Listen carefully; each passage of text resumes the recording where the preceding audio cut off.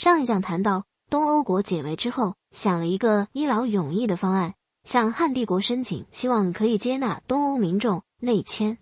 今天看来，这相当于又给汉武帝出了一个政治难题。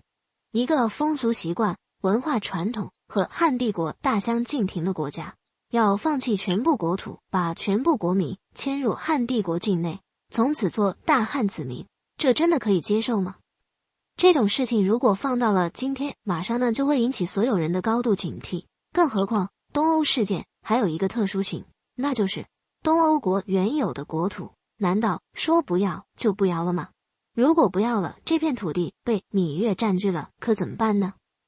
对于汉帝国而言，南疆原本有个对自己俯首帖耳的东欧小弟，可以制衡一下不乖的芈月小弟。现在东欧小弟俯首帖耳的有点过分了，全国人民都要到汉朝去做汉朝人，原先的江山社稷拱手让给了芈月，这样真的好吗？现代人最容易想到的办法是，既然东欧愿意举国内迁，那就简单一点，谁都不用动，把东欧国划入汉帝国的版图，变成汉帝国的一个郡，由汉武帝派驻郡县长官，实施郡县制管理。这样一来，既免去了搬迁和安置的麻烦，东欧国民也如愿以偿，变成了大汉子民，何乐而不为呢？芈月如果再想欺负东欧，那就等于直接对汉帝国宣战，这绝对不是芈月敢做的事情。但在当时的情境下，芈月如果真的壮着胆子继续欺负东欧的话，汉帝国要想保护东欧，用兵和物流的成本实在太高，这笔账并不划算。更重要的是，在古代人口比土地值钱，所以古人很难产生寸土必争、一寸山河一寸血的价值观。即便在汉武帝统治的辉煌时代，既可以开疆拓土，占领全新的疆域，也不妨抛弃原属自己的某一片疆域。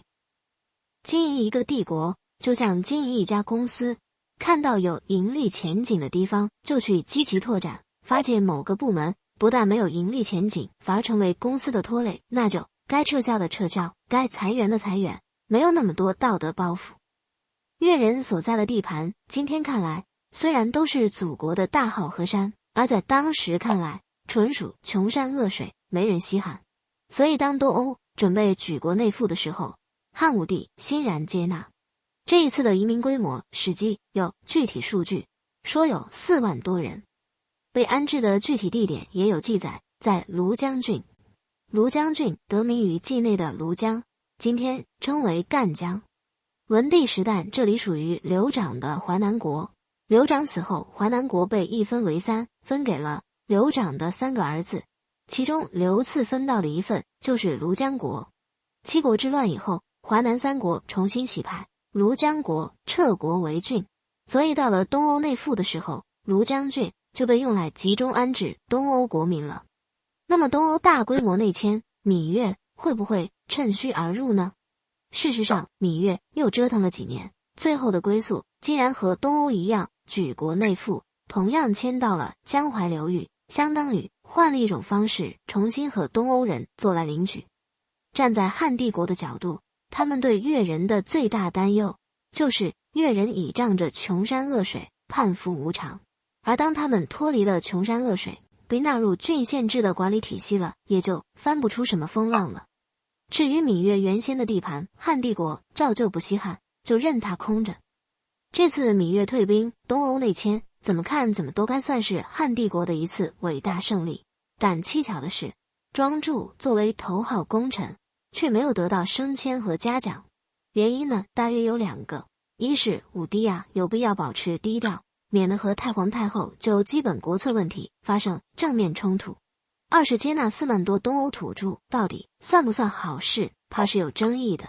当时有一种很牢固的观念，认为蛮夷不是人，而是禽兽。所以不但蛮夷的土地都是穷山恶水，要过来没用，就连蛮夷本身也没用。一下子把几万头野兽安置进来的话，这不是没事找事吗？这样一种观念，直到汉帝国后来不断接纳蛮夷人口，按说都应该见怪不怪的时候，依然有着很强的生命力。而且《史记·平准书》综述汉朝经济，把东欧内迁当成了汉朝经济盛极而衰之后的第一个标志性事件，不但江淮本地的原住民遭罪，财政负担也并不小。那么反对的声浪会有多高，我们也就不难想见了。不过庄助这一次完成使命还有着另外2层意义，一是让武帝尝到了违规做事的甜头，以后他会在这条路上变本加厉的；二是极大增强了武帝的执政信心，让他既有人手又有底气和老一辈唱对台戏。一朝天子一朝臣，这是政治常态，新帝留下来的老臣，新皇帝支持起来当然不容易顺手，要想顺手就必须按自己的偏好来提拔新人。武帝正是这么做的，刚刚即位就广招天下文学才智之士，看中了谁就破格提拔。庄助是第一批入选的佼佼者，东欧事件给了他出世锋芒的机会。他不但在言辞和义理上击败了田汾，而且有胆有识，亲自跋山涉水，杀人调兵，奇迹般的实现了自己的提案。在庄助之后，自我推荐的人呢数以千计，被武帝看中并留在身边的有吴人朱买臣、赵人吴秋寿王、蜀人司马相如、平原人东方朔、吴人梅高、济南人钟军等等，相当于组成了一个御用参谋部。武帝亲掌安排这些参谋官和朝廷大臣辩论，大臣们根本说不过他们。但是大臣们到底是心服口服呢，还是口服心不服呢？这就很难讲了。在东欧问题上，如果我们有机会采访一下田汾的话，那么大概率上他不会认为庄主说服了自己，只不过庄助一来会说漂亮话，二来呢小人心性，很会迎合武帝的小心思，再来运气好，仅此而已。不过武帝一手打造出来的这个参谋部确实是一个明星阵容。庄助我们呢已经见识过了，朱买臣就是覆水难收故事的主人公，吴求寿王的才智被武帝亲口称赞为天下少双，海内寡二。司马相如和东方朔都是今天家喻户晓的历史名人。梅高是汉赋名家梅城之子，汉武帝酷爱辞赋，即位之后以严请申公的规格严请梅城进卿，没想到梅城死在了半道。所以当梅高上书说自己是梅城之子的时候，武帝是很惊喜的。梅高才思敏捷，和司马相如各擅胜场，比速度和出品数量的话，梅高完胜，所以当时有马驰梅速这个说法，但比质量那就是司马相如的强项了。钟军更是厉害人物，20多岁就自告奋勇域外立功，给我们留下了请缨这个典故。唐代才子王勃在《滕王阁序》里写到的无路请缨等中军之弱冠，用的呢就是这则典故，后文会讲到。武帝在选拔人才的时候，文学偏好不自觉地形成了筛查标准。假如李白生活在武帝时代，一定可以轻松出道，而且一出道就可以大放异彩。更何况武帝用人我行我素，李白的商人出身完全不会成为仕途阻碍。但也不知道是武帝独具慧眼还是运气爆表，总之被他选拔的这些年轻后进，总体来看不但文采好，能说会道，做事还特别干练。武帝也能知人善任。司马相如口吃，写文章慢，但没有关系，写得好就行。和朝廷大员辩论时政的事情呢，大家可以交给其他人办。梅高和东方朔并不擅长引经据典，但才思敏捷，言语风趣，所以只是被武帝当成弄臣。武帝呢会大手笔的给他们赏赐，却并不委以重任。这样看来，武帝虽然有文学青年的习性，但并不乏政治家和优秀管理者的眼光。不过《资治通鉴》接下来呈现的是汉武帝作为纨绔子弟的一面。武帝呢正值精力旺盛的贪蛮年纪，当皇帝要端架子不够好玩，那就微服出勤好了。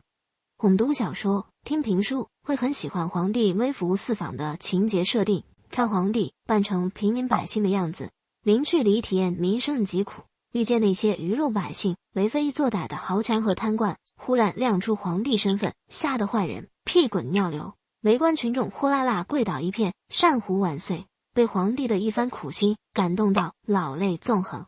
但事实上，独尊儒术以后，儒家主旋律特别反感特务政治。皇帝如果当真微服私访，惩恶扬善，那就等于亲自扮演特务角色了，实在不足为训。而皇帝的微服出勤，像秦始皇和汉武帝这样，也只是为了找刺激、寻开心，完全不在意什么民生疾苦。武帝微服出勤，这个微服只是相对于皇家仪仗而言的。其实武帝并没有扮成平民百姓，而是依旧一身华服，自称平阳侯，也就是冒充自己的姐夫。武帝的身边也并不只有1-2个随从，而是一群宫廷侍卫，个个都是骑射高手。武帝常常和侍卫们约好，夜晚呢在宫殿门口集合。约在宫殿门口集合，原文叫做七诸殿门，后来就有了七门这个正式之谓。张衡的《汉赋巨制·西京赋》有一段话就是渲染这番微服经历的：因借七门微行要屈，降尊就卑，怀喜藏福，遍旋闾阎，州官交岁，若神龙之变化，仗后皇之为贵。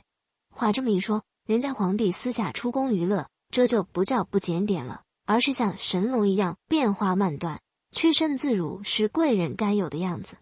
武帝玩得特别开心，他北至池阳，西至黄山，南列长阳，东游宜春，